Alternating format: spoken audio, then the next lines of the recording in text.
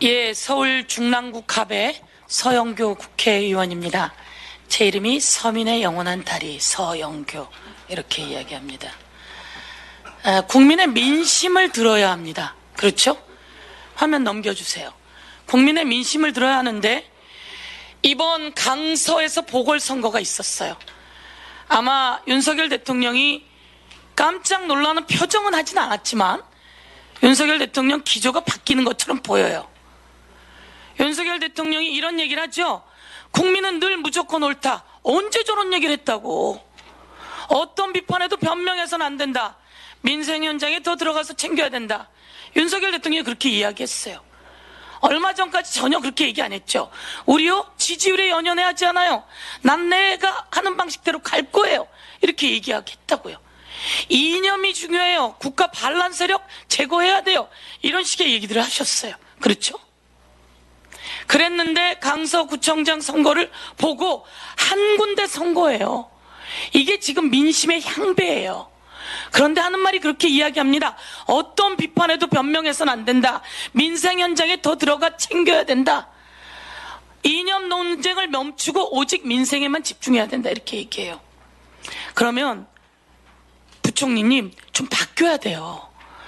여기서 계속 문제 제기하고 비판하고 또 대안을 제시하고 있는데 그렇지 않습니다, 의원님. 저희는 좋아지고 있고 좋아지고 있습니다 라고 계속 이야기를 하는 거예요. 저희 잘하고 있고요. 예산이요 R&D 예산 깎은 거 그거 이만저만해서 깎은 거예요. 오죽하면 민심이 안 된다고 이야기하고 있겠습니까? 양평고속도로 기재부에서 예탁 끝난 건데도 불구하고 김건희 처가 일가쪽으로 나면 문제 제기하면 이거 문제 있습니다 라고 이야기해 주시는 게 기재부 장관이어야 돼요. 그런데 그렇지 않고 아닙니다 의원님들 얘기는 뭐 그럴싸하지만 맞지 않아요 이렇게 얘기하면 안 된다고요. 대통령도 그 윤석열 대통령도 우선 말은 저렇게 바뀌었어요. 앞으로 어떻게 될지 모르겠지만 그렇죠? 민생에만 집중해야 된다고 이야기를 하고 있습니다.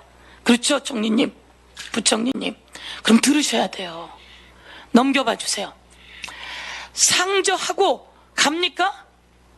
내년 올해가 IMF 얘기 금방 하셨어요. IMF가 올해 우리 경제성장률 계속 하향 조정했지요. 뚝 떨어졌어요. 그러니 올렸는지 모르겠지만 IMF는 원래 내년도 우리 경제성장률을 예측했던 것보다 더 떨어뜨리고 있어요? 안 떨어뜨리고 있어요?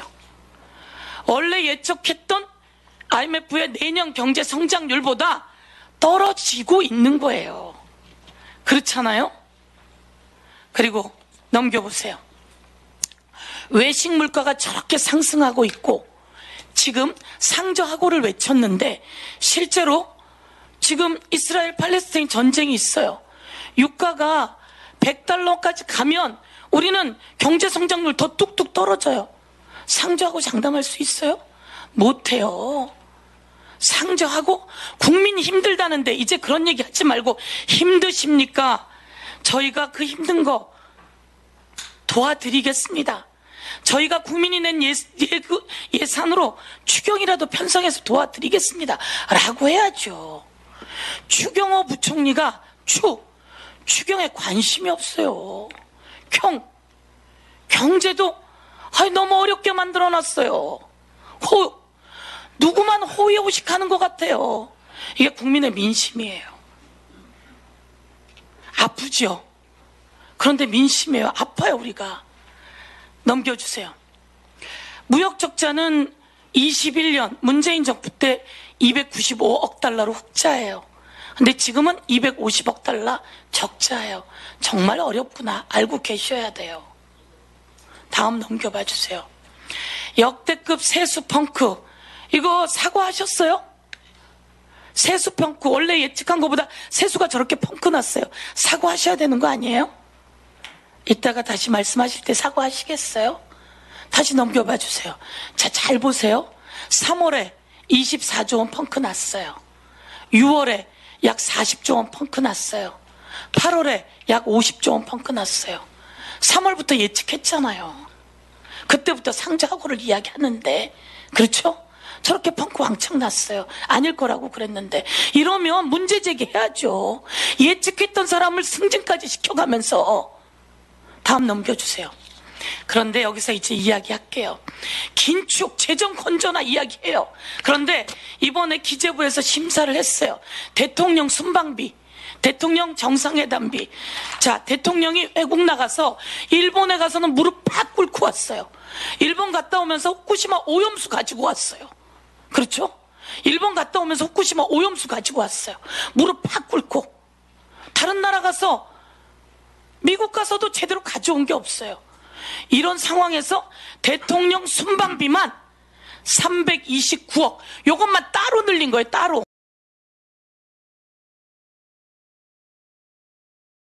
해야 되는 거 아니에요? 한의대업니다 해야 되는데 대통령하고 김건희 대통령 부인하고 순방 가는 예산만 확 늘렸어요. 그래서 이런 얘기가 나오는 거예요. 마리 앙뚜아네트가 그런 얘기하죠. 빵을 달라고 하니까. 왜 빵을 달라고 해요? 빵이 없으면 케이크 먹으면 되지. 모두 다 긴축, 건전재정 다 줄였어요. R&D 예산 5.2조 줄이고, 그리고 지방재정, 교육예산 23조나 줄였어요. 그리고 청년들 내일 체험 공제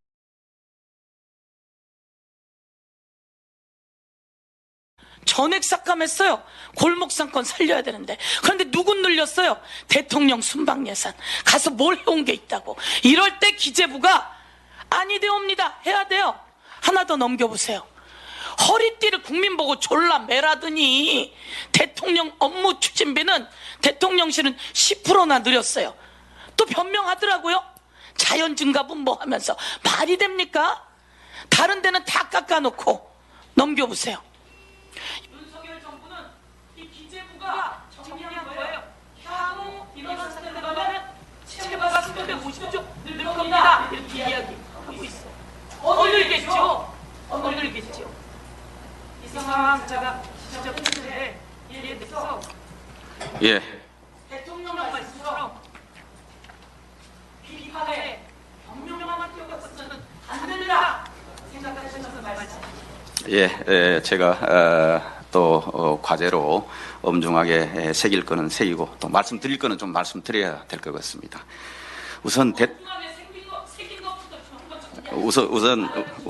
큰 것부터 말씀을 좀 드려야 되겠습니다. 뒤에 말씀은 대통령 순방 관련한 예산인데 뭐 여러 말씀을 주셨습니다. 제가 기술적으로 뭐 얼마가 더 필요했냐 안 했냐 제가 그거를 여기서 소상히 말씀드리고 반박하려는 것이 아니고 역대 대통령님들은 지난 대통령 문재인 대통령께서도 해외 순방 많이 하셨습니다. 저는 그 횟수를 가고 다투려고 하는 게 아니고 많이 하시고 하신 취지는 국가 정상 외교를 통해서 외교관계 돈독히 하고 경제 외교 하시고 그래서 대한민국 발전에 밑거름이 되고자 하시는 겁니다.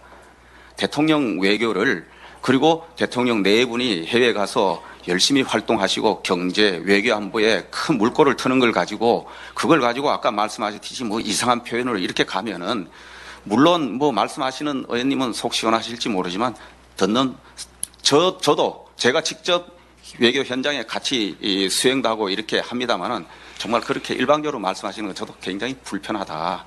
그러지 않으신다. 그래도 어느 역대 대통령께서 오염수에 병에 물 들고 오셨습니까?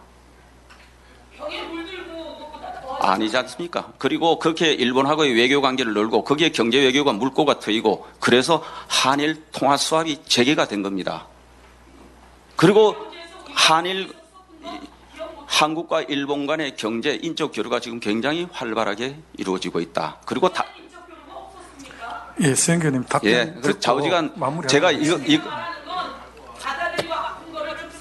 아니 근데 그러니까 제가 받아들일 것도 말씀하겠습니다. 이 부분을 너무 그렇게 하시니까 심하게 하시니까 제가 드리는 말씀이고 저도 기본을 말씀드린 겁니다. 그래서 그 다음에 이 지표 관련해서 여러 또 비교를 하셨는데 제가 세수 전망이 잘 되지 않은 거하고 상저하고는 기본적으로 제가 경기 흐름을 이야기한 겁니다. 그리고 이거는 세수는 그 경기 흐름에 후행해서 다가오기 때문에 세수는 금년에 맞습니다. 지적하신 대로 아까도 말씀드렸지만 상당 규모의 세수 전망, 그 오차가 있었던 부분 저희들이 송구스럽게 생각한다고 제가 아까 말씀을 드렸는데 이 부분하고 다시 경기가 이제 작년 4, 4분기, 금년 상반기하고 굉장히 좋지 않았고 0.9% 성장해서 이제 경기가 우상향하면서 가고 있다. 그것이 시간이 갈수록 점점 뚜렷해진다. 그래서 제가 상정하고 얘기를 하는 겁니다. 그게 세수의 진도하고는 바로 직접 매치가 되는 것이 아니다 하는 말씀을 드리고, 그리고 물가, 저희들이 민생 물가 엄중한 거 저희들이 늘 생각을 합니다. 그동안 높이 올랐던 물가를 사실은 아시다시피 지난 7월 달에 2.3%까지 내려왔고 그때 생활 물가가 1.8%인가 제 기억으로 그렇습니다. 선진국에 비해서 엄청나게 사실은 빠른 속도로 낮게 물가가 왔는데 최근에 국제 유가 상승 그리고 또 저희 이상 저온 형상으로 지금 과체료 등의 수급이 조금 원활하지 않은 부분이 있습니다. 그래서 지금 3.7% 9월 물가가 나왔는데 저는 10월 달에는 이제는 특별하게 추가 충격이 없으면은 그보다는 서서히 조금씩 낮아질 거다. 저는 그렇게 생각합니다. 그런 지표를 조금 더 기다려 보시면 되겠고, 다만 모든 변수 중에 지금 이스라엘 변수가 또 생긴 겁니다. 지금 이런 변수는 어느 누구도 그걸로부터 자유롭지 못합니다. 세계 경제 어느 국가도 우리도 역시 이게 확전이 되고 세계 경제에 큰 영향을 미치면 우리 경제에 당연히 큰 영향을 미치죠. 이 부분은 저희들 굉장히 긴장하면서 보는 부분이다 하는 말씀을 다시 한번 드립니다. 예. 무역 수지는 지금 벌써 흑자로 지금 돌아섰기 때문에 대체적으로 흑자 기조갈 텐데 모르겠습니다. 월별로 일부 또 흑자, 적자 그 폭이 조금 줄어들지는 모르나 대체적으로 흑자로 갔고 이제 수출도 플러스 진입이 곧 나타날 것 같다. 그리고 10월 달에 벌써 초순의 이 수출은 벌써 플러스를 보이고 있다. 그래서 대부분도 지금 회복세에 이제 이 전환점에서 회복세로 들어섰다. 이런 말씀을 제가 드리고, 재정에서 이런저런 말씀하시는데 저희들이 쓸 곳은 씁니다. 다만 방만하게 빚을 자꾸 늘리는 거, 이거는 정말 저는 제가 책임 있는 이 재정당국 경제부처의 수장으로서 저는 그런 재정 운영을 할 수가 없다. 그 책임은 제가 플러스든 마이너스든 제가 책임을 진다. 그거는 제가 부총리로서 취임을 하면서부터 전 정부에서 나한테 무슨 장부를 물려줬든지 간에 그 나쁜 장부를 기초로 해서 경제 성과는 내가 책임을 진다. 그렇게 선언을 하고 시작을 했습니다. 그래서 지금 이 순간까지입니다. 재정의 운영에 관해서는 제가 설사 언제까지 할지는 모르겠지만은 떠나더라도 거기에 대한 평가는 제가 받을 겁니다. 오롯이 그거는 제 몫이다. 그리고 제 소신이다. 그리고 일부 몇 가지 말씀하셨는데 그거는 청년 내일 채용 공제 지역 앞에 등등 시작할 때도 이게 지난 정부에서 한시적인 사업으로 시작을 했던 겁니다. 한시 사업이 종료되는 겁니다. 그때도 연구 사업으로 시작한 게 아닙니다. 그래서 그 스케줄 따라 종료하고자 했는데 작년에 여야 간의 협상에서 지역 앞에가 조금 예산이 더 살아났던 겁니다. 예. 수고하셨습니다. 수영규 의원님 보충 질의 시간 좀 활용해 주세요. 순방에서는 아까 한참 말씀드렸는데요. 예, 수고하셨습니다. 예. 예, 다음.